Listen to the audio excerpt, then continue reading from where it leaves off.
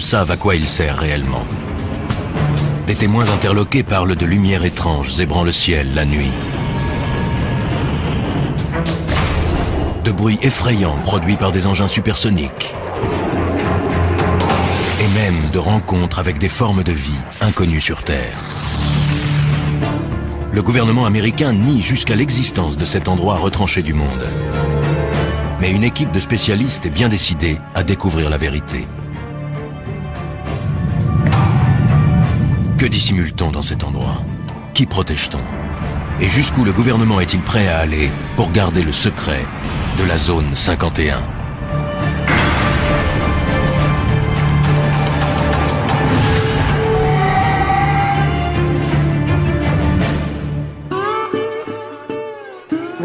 Ce qui est troublant, c'est qu'on nie son existence. La zone 51 ne ressemble à aucune autre base militaire américaine. Situé au cœur du désert du Nevada, ce complexe top secret est entouré de montagnes abruptes et inhospitalières. Il est protégé par un système de sécurité infranchissable qui le soustrait au regard des curieux, mais aussi, comme le reprochent certains, au contrôle de l'État. Des avions très étranges ayant été vus dans le ciel, certains pensent qu'on pourrait y procéder à des essais sur la propulsion antigravitationnelle, un système révolutionnaire relevant autrefois de la science-fiction. Chuck Clark est sans doute le plus grand spécialiste mondial de la zone 51. Astronome de profession et passionné d'aviation, il a toujours été fasciné par cette base destinée, au dire de l'armée américaine, à de simples essais aéronautiques. Au cœur du désert du Nevada, la petite ville de Rachel est la localité la plus proche de la base secrète appelée Zone 51. Elle surfe allègrement sur la publicité que lui apportent les rumeurs d'OVNI, mais beaucoup pensent que l'État encourage ceux qui propagent ces histoires d'extraterrestres pour mieux discréditer les observateurs plus sérieux.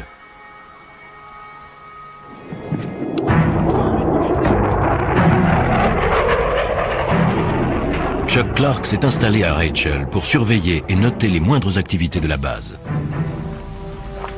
Aujourd'hui, il retrouve l'équipe d'experts qu'il a réunie pour tenter pendant 24 heures et en utilisant tous les moyens légaux possibles de mener l'enquête la plus complète jamais réalisée sur la véritable nature de cette base mythique. Leur mission, une journée et une nuit à l'affût du moindre indice, pour découvrir ce que l'État cache derrière les murs de la base militaire la plus protégée au monde.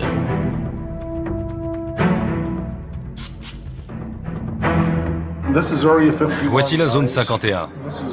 C'est une image satellite de la base. Ça donne une vue d'ensemble.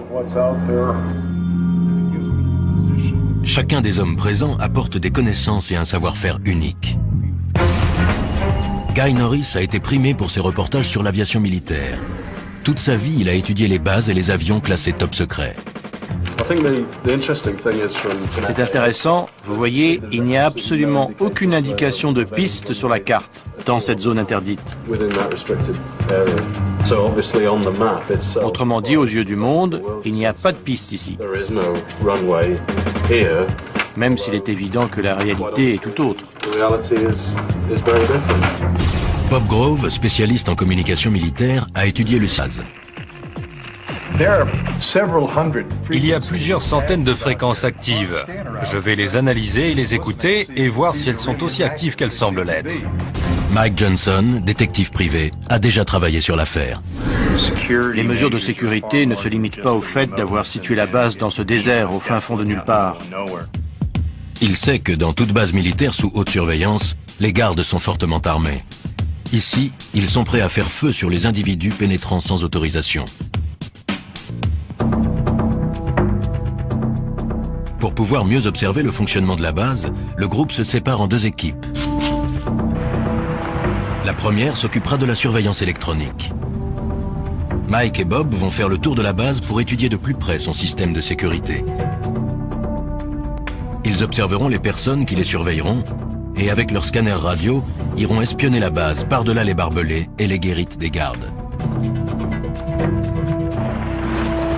Deuxième équipe, surveillance visuelle. Chuck guidera Guy au sommet du mont Tikabou, le seul site offrant une vue sur la base que l'armée n'a pas investie.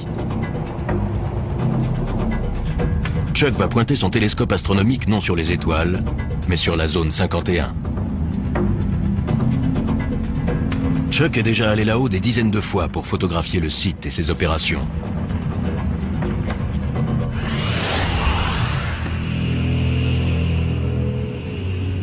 Il y a 10 ans, pour sa retraite, il est venu s'installer à Rachel pour étudier les derniers modèles de l'aviation militaire.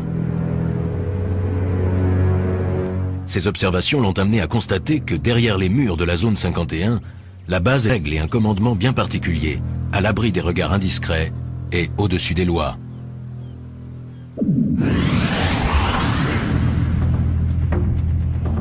Chuck a découvert jusqu'où pouvaient aller les mesures de sécurité sur la zone.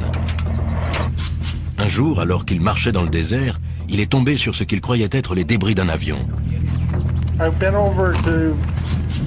J'ai voulu sortir le truc du sable par curiosité et j'ai vu une antenne qui dépassait. J'ai dégagé le sable. C'était un émetteur relié à un détecteur placé dans une boîte en plastique. Chuck venait de découvrir un détecteur de mouvement, placé non pas dans la zone tampon sécurisée, mais à des kilomètres du périmètre de la base secrète, dans un espace public. Pour Chuck, ces détecteurs viennent s'ajouter à la longue liste de moyens mis en place par la base pour surveiller de près les faits et gestes d'innocents citoyens.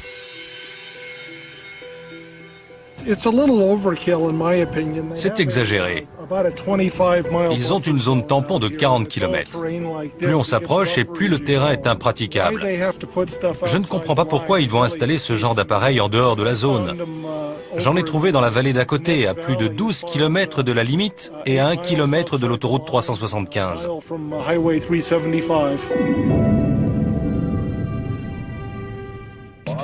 Bien décidé à dénoncer les agissements de l'armée, Chuck fait appel à un célèbre journaliste d'investigation, George Knapp.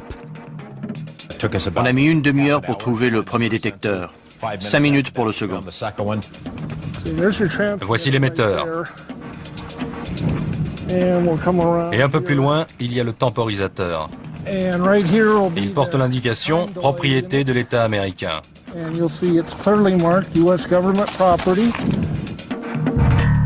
Au total, les deux hommes découvrent plus d'une dizaine de détecteurs destinés à transmettre des informations à la zone 51.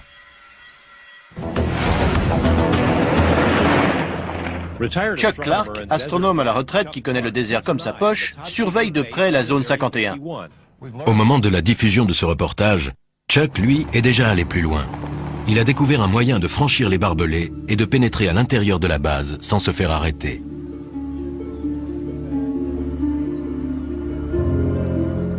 Mais pour cela, il doit parcourir 800 km jusqu'à Denver, dans le Colorado. Ce bâtiment d'allure banale renferme des technologies ultramodernes mises au point par les militaires qui dirigent la zone 51. Chuck peut désormais renverser la situation et espionner la base. En effet, la société Space Imaging possède et exploite ICONAS, le premier satellite commercial à haute résolution.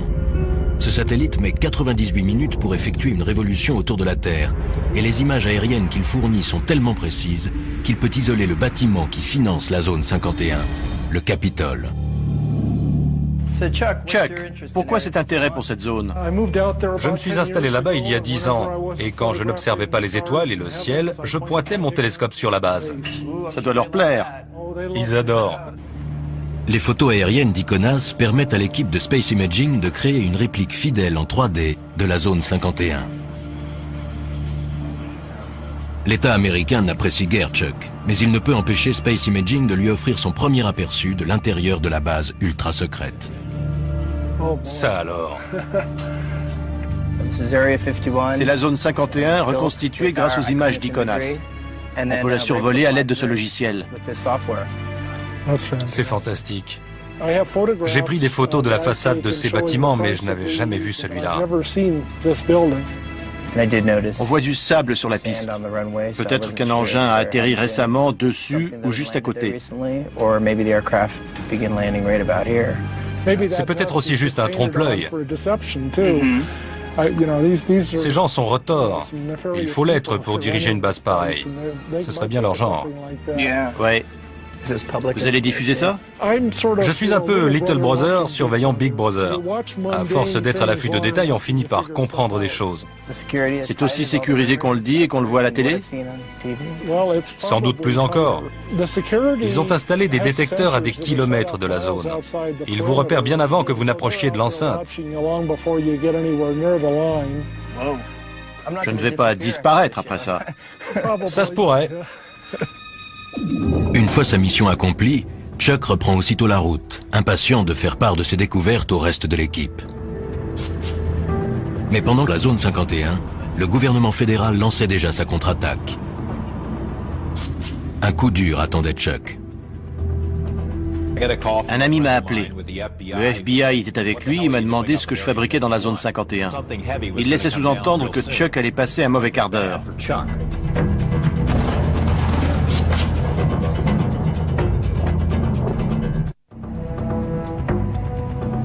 Perdue dans le désert du Nevada, la zone 51 est un site d'essai militaire secret. Elle est à l'abri des regards indiscrets grâce à une zone tampon de 40 km, des montagnes et un environnement inhospitalier. Deux équipes d'enquêteurs ont décidé d'épier et de noter les moindres mouvements et les moindres bruits. Si tout se passe comme prévu et si les gardes de la base les laissent tranquilles, les deux équipes se retrouveront 24 heures plus tard. Chuck Clark et Guy Norris vont s'installer au sommet d'une montagne munis d'un télescope et d'un appareil photo. On est au milieu de nulle part. On est à 35 km dans l'arrière-pays. Le plus dur les attend encore. Ils ont devant eux 2 bonnes heures de marche pour gravir le mont Tikabou. Ça fait combien de haut? Un peu moins de 2500 mètres. On est à 2100 ici.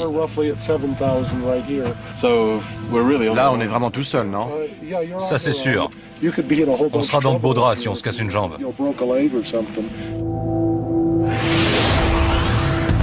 Chuck Clark va au-devant de graves ennuis.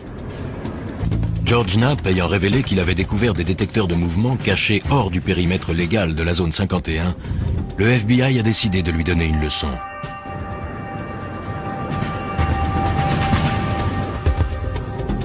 Alors qu'il se promenait dans le modèle 3D de la base secrète, la police fédérale a fait une descente à son domicile. Le FBI a confirmé qu'une perquisition avait eu lieu hier soir au domicile d'un observateur militaire dans la petite ville de Rachel, à proximité de la mystérieuse base militaire appelée Zone 51. Un reportage exclusif. La perquisition a été menée par une unité d'intervention antiterroriste. Le mandat est sous scellé et le FBI refuse de dire ce qui a été saisi au domicile de l'intéressé.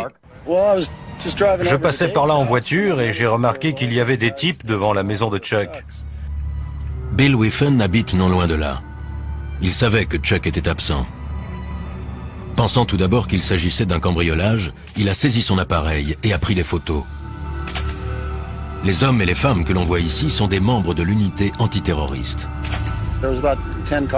Il y avait une dizaine de voitures et plus d'une dizaine de personnes.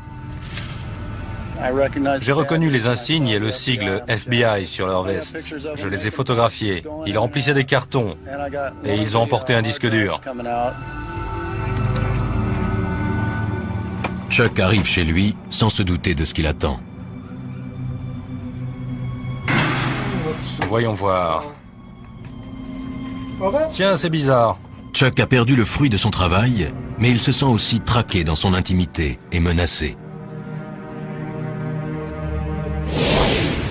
Le mandat et la liste du matériel confisqué ont été laissés sur la table de sa salle à manger.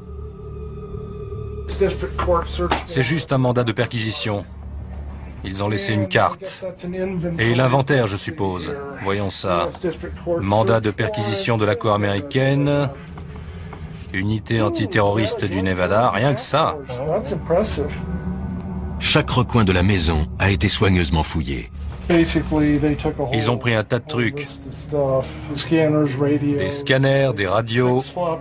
Ils ont embarqué 6 disquettes, 15 CD, des photos de la zone 51, des négatifs, 2 albums de photos et l'écran. Ça, je ne vois pas pourquoi. Qu'est-ce qu'ils espèrent tirer d'un écran? Ah, le téléphone. Les nouvelles vont vite. Des voisins et des amis appellent. Allô? Apparemment, le FBI est passé chez moi en mon absence. Non, je n'ai pas encore disparu. C'est pour ce soir. Ce que je fais ne leur plaît pas, mais ce n'est pas illégal. Ils n'ont pas dû apprécier qu'on raconte qu'ils ont placé des détecteurs sur l'espace public. Leur message était clair. Arrêtez.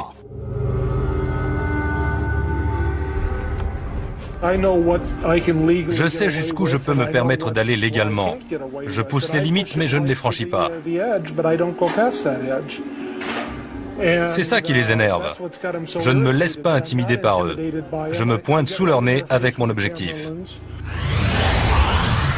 Conscient que l'État enquête sur Chuck, ses coéquipiers, le spécialiste de la sécurité Mike Johnson et l'expert en communication Bob Grove, poursuivent leur mission.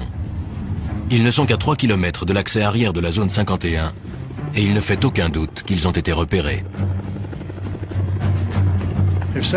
Ils ont un tas de façons de détecter notre présence.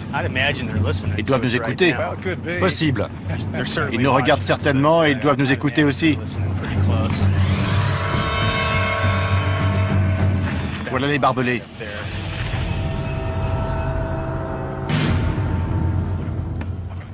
Les deux hommes décident de longer les barbelés sans quitter des yeux le bâtiment des gardes.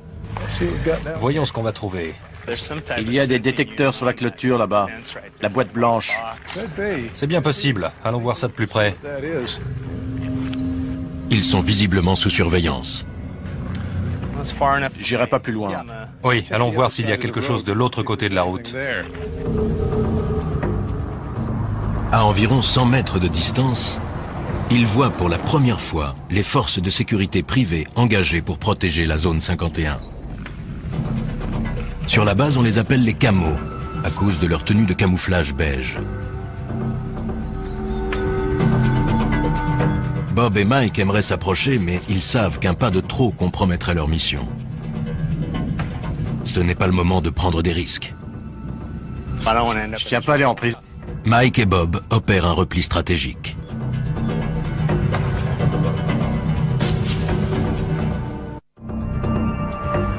Nos enquêteurs souffrent des rigueurs du climat désertique.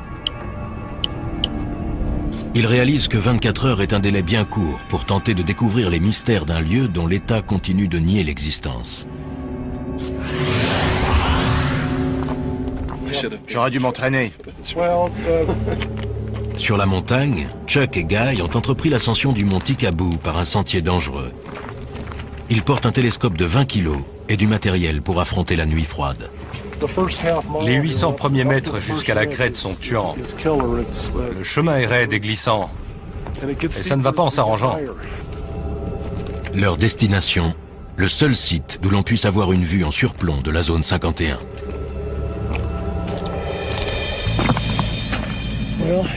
Nous voici au sommet. C'est vraiment spectaculaire.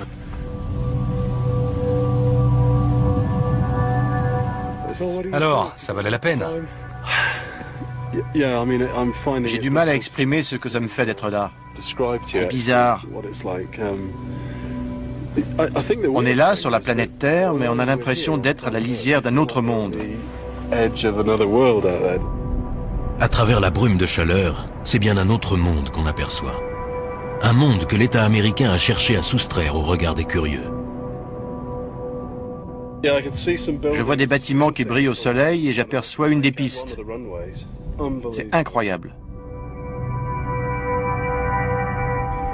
Je n'en crois pas mes yeux. C'est inimaginable. Depuis le temps, c'est vraiment incroyable. C'est pas un mythe. Non, ça existe vraiment. Chuck et Guy se hâtent d'installer leur équipement. Car ils savent parfaitement que si d'ici ils peuvent voir la base, elle, peut également les voir. Ils sont à 40 km de la zone 51 et comptent sur le télescope de Chuck et son appareil photo avec téléobjectif pour espionner et consigner la moindre activité se déroulant là-bas. Avec le téléobjectif, l'image sera grossie jusqu'à 50 fois. Je vois. Les deux hommes savent que la base sert à tester des technologies modernes et ultra secrètes, dignes des récits de science-fiction. Sur ce qu'ils peuvent bien faire là-bas, on les soupçonne de plus en plus de travailler sur la propulsion antigravitationnelle. La quête du Saint Graal de l'aéronautique serait sur le point d'aboutir. On parle d'expérience sur l'antigravitation et j'ai vu 2 ou 3 trucs. Quel genre? Des objets qui s'élèvent lentement et restent en suspension durant quelques minutes, filent dans le ciel et puis s'arrêtent instantanément ou font demi-tour à toute vitesse. C'est incroyable. On ne sait jamais à quoi s'attendre. Ils testent toutes sortes de choses ici. En contrebas, dans le désert, déguisés en simples campeurs, Bob Grove et Mike Johnson s'apprêtent à écouter tout ce qui entre ou sort de la zone 51. Ils n'auront pas de vue directe sur la zone, mais Bob pourra écouter toutes les transmissions. Si un phénomène quelconque se produit, on peut le mesurer physiquement grâce à tout un tas d'instruments. Celui-ci, par exemple, vous entendez le bruit qu'il fait? Ça indique la présence d'émetteurs, ce qui est le cas puisqu'on porte tous les deux des petits micros sans fil.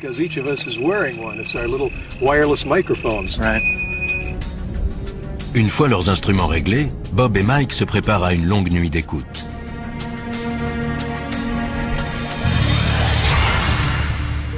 Au sommet du Mont Ticaboo, Chuck Clark et Guy Norris ajustent la position du télescope.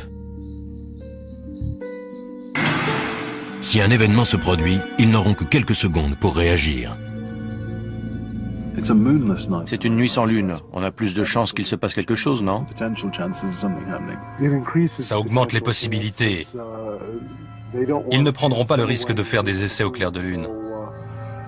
Moins la lune est visible et plus on a de chances qu'ils en fassent.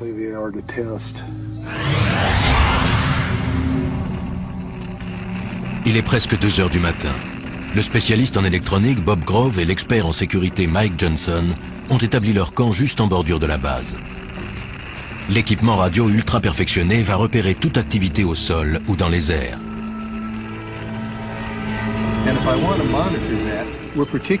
Ce qui nous intéresse particulièrement, ce sont les signaux émis dans cette gamme de fréquences, car c'est celle du gouvernement fédéral, de 160 à 170 MHz. Puis, un peu au-dessus, c'est celle de l'aviation militaire, de 225 à 400 MHz. Ils entendent tous les sons émis dans la zone 51.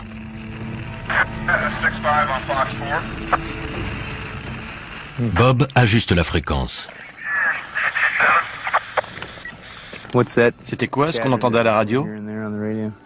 La sécurité. Il parlait de nous? Possible. Mike et Bob soupçonnent fortement la sécurité de la base de les surveiller. Toute la nuit, ils se tiendront prêts à une éventuelle intervention.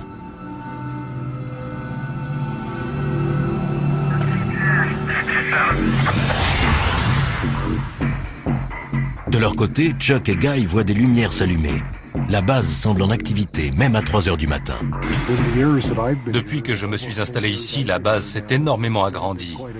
Elle a dû doubler de taille rien que ces 10 dernières années. Au sommet de la montagne, comme en contrebas dans le désert, règne un étrange silence. Mais soudain, le léger grésillement continu de la radio est interrompu. Bob fait son possible pour stabiliser la fréquence. Il y a un certain nombre de fréquences militaires air-sol actives. Il doit y avoir quelque chose dans le ciel. Et il y a aussi des fréquences de contrôle au sol. Le quelque chose en question se dirige à toute vitesse vers Guy et Chuck. Il y a un point très brillant dans le ciel, juste au-dessus de nous. Vous avez vu ça? C'est fou. Il est toujours là. Il se dirige vers le nord, on dirait. Incroyable. C'était extrêmement lumineux et juste au-dessus du site. C'est peut-être un aéronef éclairé par une lumière directionnelle puissante. Guy espère que l'engin va repasser pour que Chuck puisse le photographier. Mais le ciel redevient soudainement silencieux au-dessus du site. La piste est replongée dans l'obscurité. 5h30 du matin. Le jour se lève. Chuck et Guy jettent un dernier coup d'œil sur la base avant que la brume de chaleur n'obscurcisse l'image. On voit la tour de contrôle à gauche de la colline un peu plus haute, au centre. Elle dépasse de 5 ou 6 mètres. Oui, je vois. On dirait que les véhicules sont sur le côté gauche du nouveau taxiway.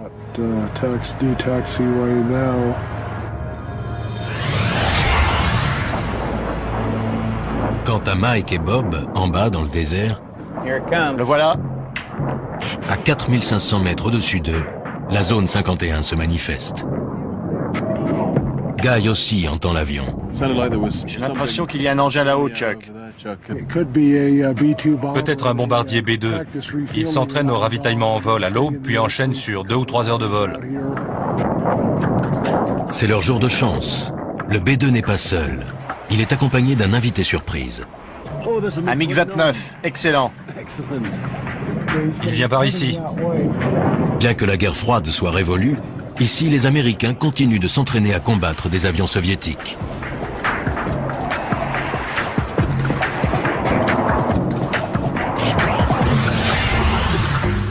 En contrebas, dans la vallée, Mike et Bob sont persuadés que la sécurité de la base les a épiés toute la nuit. Avant de retrouver Chuck et Guy, il leur reste un dernier endroit à visiter. Si j'ai bien suivi les explications de Chuck, l'entrée principale était à une petite quinzaine de kilomètres, en direction de la colline. Alors qu'ils s'approchent de l'entrée principale, Mike aperçoit une chose surprenante dans son rétroviseur. Un véhicule arrive derrière eux à toute allure. Ses vitres sont teintées afin de protéger ou de dissimuler les passagers qu'ils transportent, des employés de la base qui se rendent à leur travail. La vache. Le car ne ralentit même pas. Il devait rouler à plus de 70 km à l'heure. Plus peut-être même. Il était pressé. Ouais. Pour préparer cette mission de 24 heures, Mike Johnson a passé des semaines dans des planques très inhabituelles. Son but, dénicher un employé qui, pour la première fois, accepte de parler de la vie sur la base. Pour un enquêteur comme moi, c'est ahurissant de voir à quel point le secret de ce complexe est bien gardé.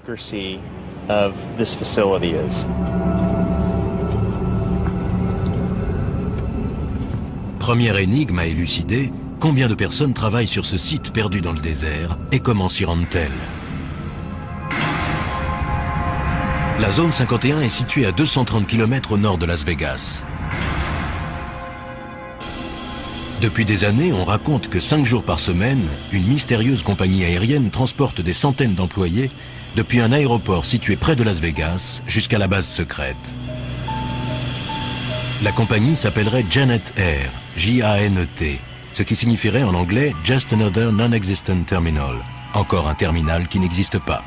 Quel que soit son nom, en tout cas, la compagnie existe bel et bien.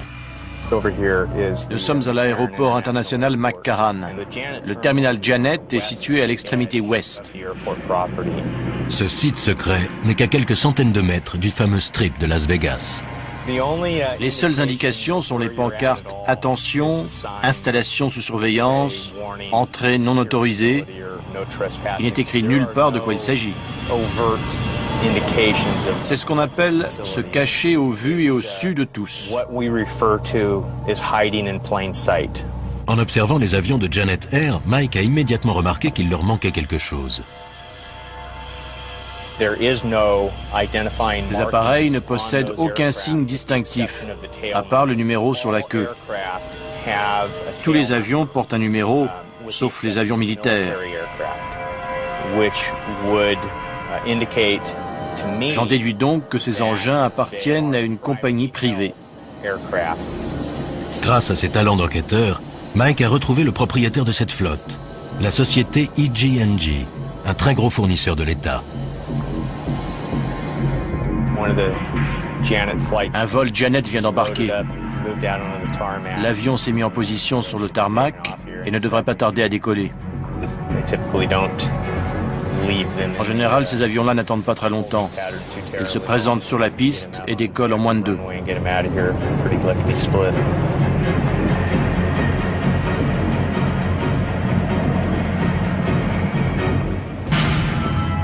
Chaque jour, des centaines d'hommes et de femmes franchissent ces grilles pour aller travailler sur la zone 51.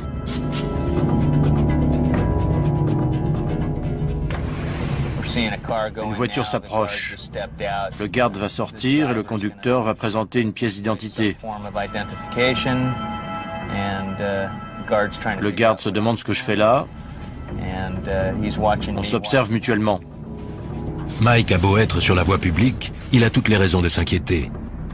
Le garde n'a pas quitté sa voiture des yeux. C'est clair qu'il m'a repéré. Il sait que je suis là. Ce pourrait être pour Mike l'occasion de tester le cité. Mais il sait qu'il risque de compromettre la mission ou de finir en prison.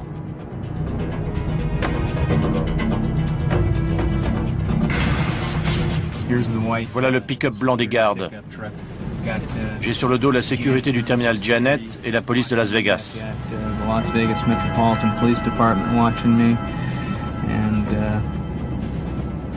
Ça m'étonnerait fort qu'aucun type en civil ou en uniforme ne vienne me demander mes papiers.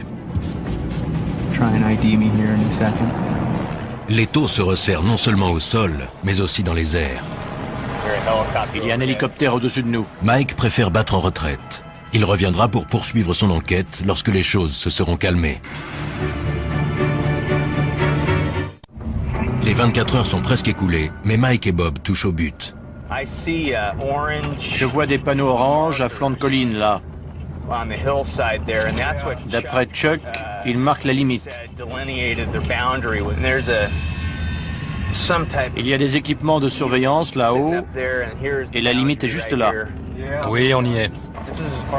Moi, j'irai pas plus loin.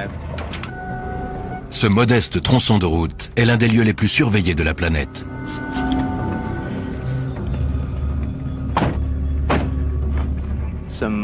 Il y a des détecteurs au sommet de la colline. On dirait qu'ils l'ont mis là-haut exprès. Tous ceux qui ont franchi cette limite ont été arrêtés, interrogés et se sont vus confisquer leurs appareils photo, leurs téléphones portables et parfois même leurs vêtements. Accès non autorisé. Interdiction de photographier le site. Bon. Ben, on y est. Moi, je ne vais pas plus loin. Si des centaines de personnes travaillent sur la zone 51, pourquoi aucune d'elles n'a-t-elle jamais parlé? Quel genre de menace l'État fait-il peser sur elles? Mike a réussi à découvrir l'adresse de certains des employés qui garent leur voiture dans l'aérogare sécurisé de Las Vegas avant de s'envoler vers la base ultra secrète. Il est temps pour lui de passer à l'étape suivante. Un 4x4 noir franchit les grilles de sortie. C'est peut-être la chance de sa vie. J'ai passé quelques jours en planque à observer ce qui se passait. Grâce à quelques recherches, j'ai réussi à retrouver le propriétaire du véhicule. C'est un employé du site d'essai. Mike est bien décidé à suivre cette personne qui pourra lui dévoiler les mystères de la zone 51. Il suit de près la voiture noire qui s'engage sur l'autoroute. Les événements prennent une tournure favorable. Plus cet individu s'éloignera des regards intimidants des gardes de la base, et plus il sera susceptible de parler. Je ne sais pas du tout quels moyens de pression l'employeur ou l'État utilise, mais les employés doivent vraiment être tenus au silence. Je n'ai jamais vu un secret aussi bien gardé. La circulation intense complique la poursuite, et l'espace d'un instant, Mike perd sa cible de vue. La voiture que je file est au moins 400 mètres devant moi. Mike réussit à recoller au véhicule. Il se faufile entre les voitures afin de rester suffisamment près du 4x4 noir pour ne pas le perdre de vue, tout en évitant de se faire repérer. Il est toujours là dans la première file. On va voir si j'ai de la chance. Le 4x4 quitte l'autoroute pour se diriger vers la ville et s'enfonce dans un paisible quartier de banlieue. On a affaire à des gens de la classe moyenne ou légèrement supérieure. Ce sont vos voisins, les parents du meilleur ami de vos enfants. C'est juste qu'ils ont un boulot ultra confidentiel. On va voir ce qui va se passer. Je vais frapper à la porte.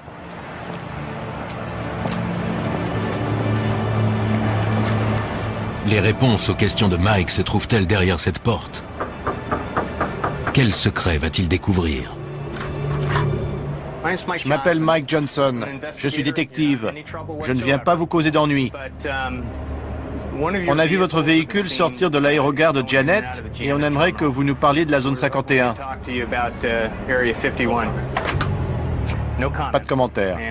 La porte s'est refermée et voilà. Sa réaction me conforte dans l'idée qu'il travaille bien là-bas. Mais voilà, il refuse de parler. Les règles strictes de confidentialité imposées par l'État sont un obstacle de taille. Mais Mike est patient. Il compte bien trouver quelqu'un qui acceptera de parler. Je vais devoir approfondir les recherches, dénicher un employé mécontent et prêt à parler, ou tout au moins à reconnaître avoir travaillé sur la zone 51.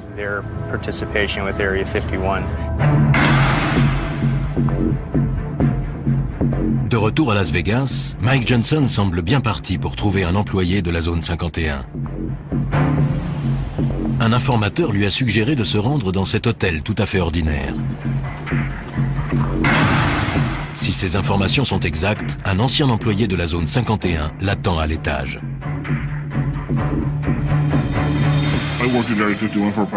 J'ai travaillé sur la zone 51 pendant environ 14 ans, des années 1980 au début des années 90. C'est gagné. L'homme est prêt à se confier, mais uniquement à condition qu'on taise son nom, qu'on masque son visage et qu'on déforme sa voix. On a mis des vies en danger et compromis, voire brisé des carrières pour garder le secret sur la nature. Mike a planqué des heures durant devant l'aérogare de Janet Air, la compagnie desservant la zone 51. Cet homme l'empruntait 5 jours par semaine. Quand on arrivait, on garait son véhicule et on pénétrait dans le terminal, où nos affaires étaient fouillées. Il vérifiait qu'on ne transportait pas de magnétophone, d'appareils photo ou de choses de ce genre. Monsieur X confirme la précision du modèle 3D de la base reconstituée d'après photos satellites.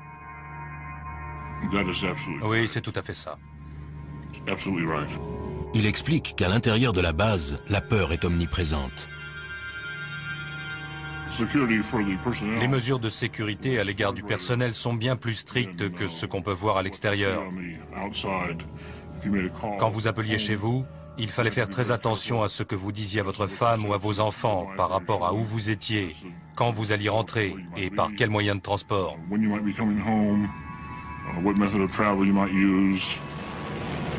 Quel genre de travail peut donc nécessiter une telle confidentialité? C'est une base d'essai d'appareils d'un nouveau genre, tout simplement.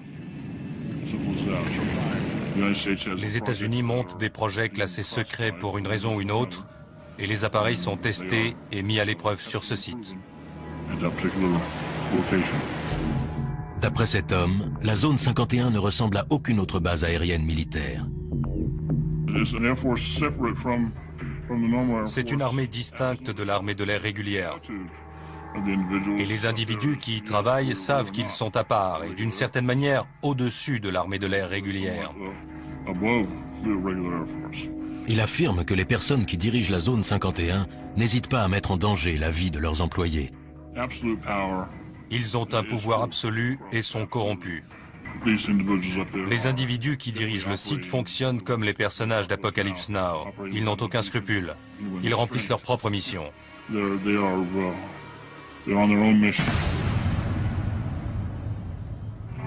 Il ajoute que quiconque critique les procédés est rapidement évincé. Je connaissais un employé qui a exprimé ses inquiétudes concernant le personnel qu'on exposait à des produits chimiques toxiques, à des déchets dangereux. On lui a répondu que le projet avait pris du retard et qu'il fallait le boucler au plus vite, et que le personnel ne serait pas informé. Quand il a critiqué ça, il a été renvoyé. Il a dû quitter la base. Monsieur X sait les risques qu'il court. Mais il affirme que si la vérité n'éclate pas, la corruption pourrait bien détruire la véritable fonction militaire de la base. Le Congrès devrait ouvrir une enquête.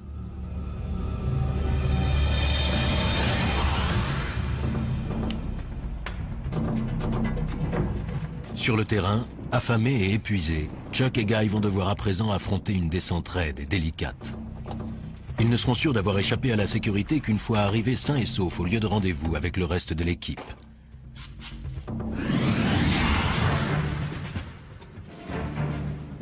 Depuis un véhicule garé en surplomb, un camo, un de ces gardes privés chargés de protéger la zone 51 et de repousser les éventuels curieux, observe Mike et Bob. Et voilà, là, il prend son pied. Il y a un mec là-bas qui nous regarde et nous écoute en ce moment même. Il doit rigoler en m'entendant parler de lui.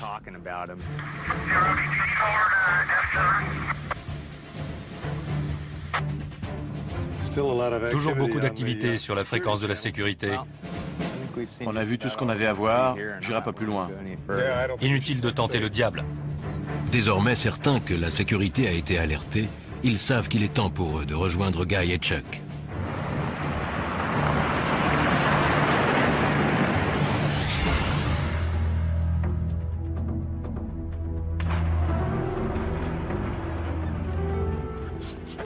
Salut.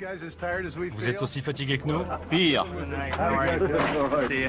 L'enquête de ces hommes a prouvé que la base était en pleine activité. La radio crépitait, une mission se préparait. On avait une vue excellente de la base. C'était incroyable à une telle distance. Si ce qu'a rapporté Monsieur X est vrai, des hommes comme Chuck Clark et son équipe sont le seul espoir de voir un jour réformer une base militaire qui perd pied avec la réalité à cause d'un excès de confidentialité. Nous sommes la seule superpuissance encore en lice, et pourtant le mystère autour de la zone 51 s'est épaissi au lieu de décroître ces 2 dernières années. Pourquoi? Pourquoi les militaires entourent-ils la zone 51 d'un tel mystère? Est-ce pour protéger la sécurité nationale des États-Unis ou simplement pour couvrir des activités plus troubles? En tout état de cause, le gouvernement reste muet. Alors si vous passez un jour par le désert du Nevada, allez donc jusqu'à la zone 51 et regardez à travers les barbelés qui protègent le site. Car pour Chuck et ses amis, une chose est sûre, si vous cherchez des réponses, c'est là que se trouve la vérité.